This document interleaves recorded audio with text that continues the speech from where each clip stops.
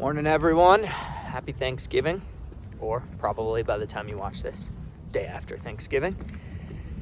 Thanksgiving brings to mind holidays. We've got Thanksgiving coming up, Christmas, New Year, and that means actually a lot of high schoolers are going to be home more, right? Off of school.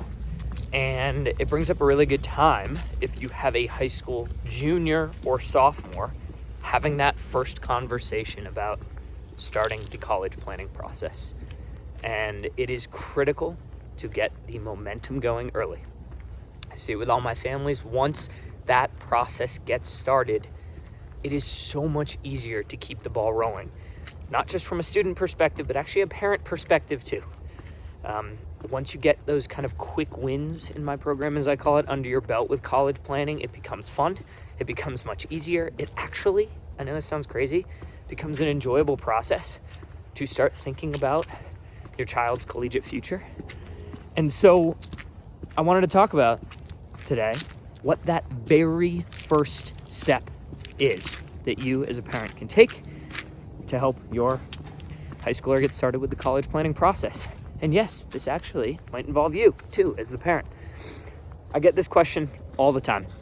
In fact, on many of my kind of college planning strategy session calls with parents, I ask them, I say, what are some of your big hurdles? And I hear it time and time again. It might be the single most significant thing I hear, which is, you can find information all over the internet these days.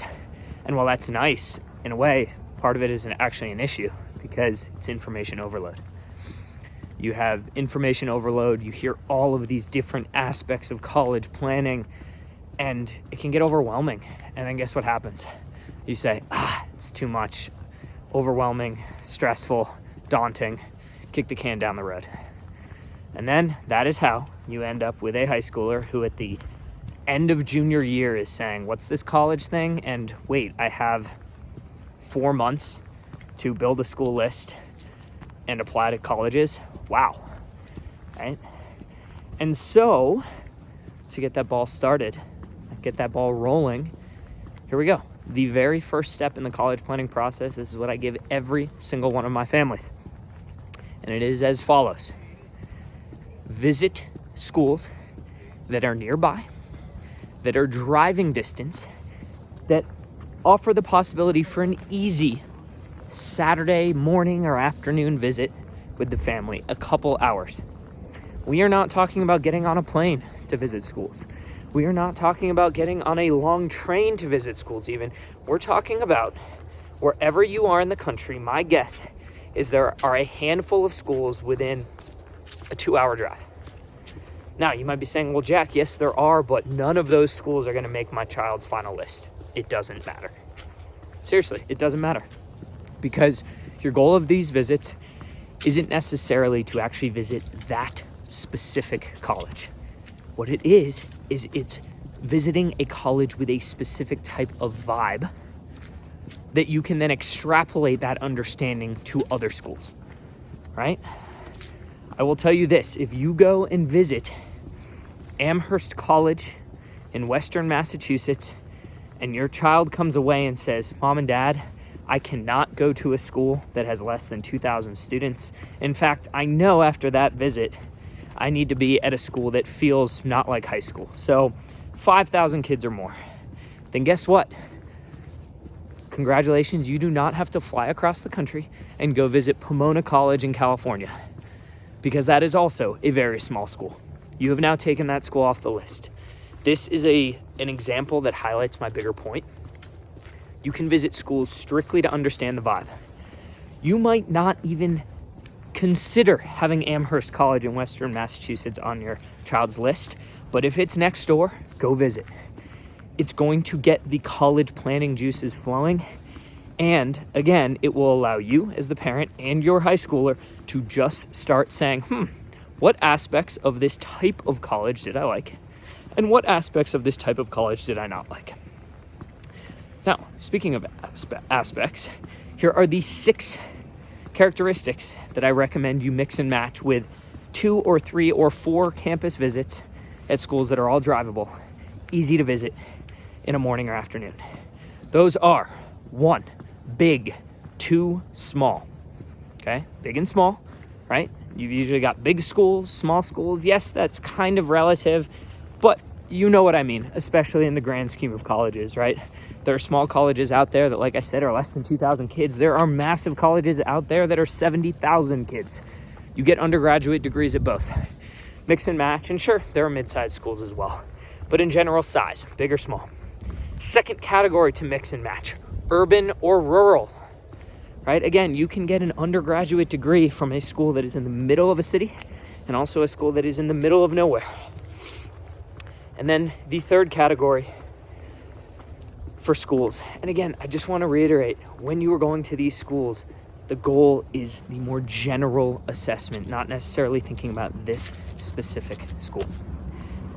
The third category is campus or no campus. So big and small, urban or rural, campus and no campus. If you can get 2 or 3 or 4 visits under your belt that mix and match different types of schools, varying those characteristics. Maybe you have a big urban campus school. Maybe you have a small rural campus school. Maybe you have a big urban no campus school, example like an NYU, right? You can see if you're able to mix and match these, your child's going to have a very good understanding of different types of schools.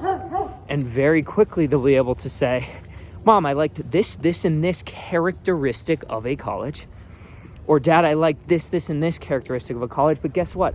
I really did not like this, and this. That allows you as the parent to take some notes and say, okay, great to know. Let's document that. And now let's use that to further our college search moving forward. And then you can use tools after that to help refine your search.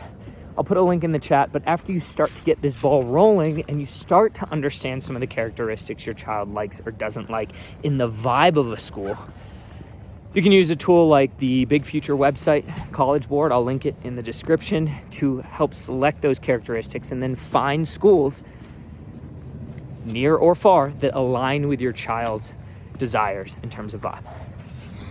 So I think this helps solve some of the paralysis by analysis that I see, because a lot of families say, my child needs to know exactly what they want to study in college before we can start the school search. That's just not true, right? There's a huge component to a child's college experience that is about the vibes of a school, right? It could be a perfect fit eventually academically, but if it is a terrible fit with the layout of the school or socially, then it's overall not going to be a fit. So it's important, if you're wondering where to get started, go visit schools, all within driving distance. Don't make it a big deal. If you want, do a formal tour. If you don't want, just walk around. Try to pick a time when students are on campus, but if you can't, that's okay. And again, just mix and match 2 or 3 or 4 easy day trips. Big, small, urban, rural, campus, no campus.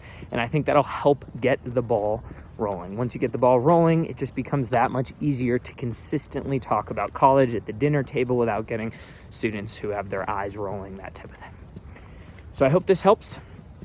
If you want to reach out, you've got any questions, my contact is in the description. Happy Thanksgiving to everybody. Cheers.